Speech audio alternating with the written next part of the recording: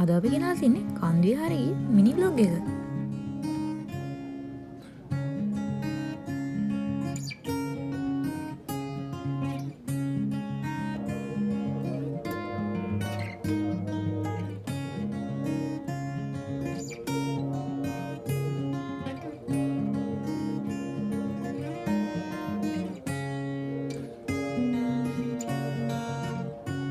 මේ ඔයගලන්ට බලා ගන්න පුළුවන් ඉන්නේ කන්දිවිහාරයේ තියෙන විශාල බුද්ධ ප්‍රතිමා වහන්සේ.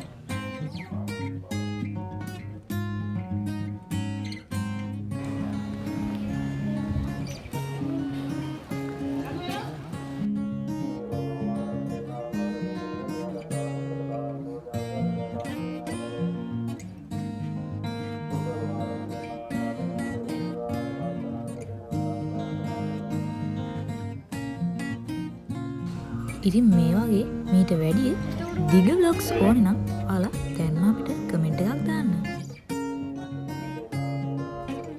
එහෙනම් අපි තවත් දවසක අලුත් තැනකින් හම්බෙමු. හැමෝටම සුබ දවසක්.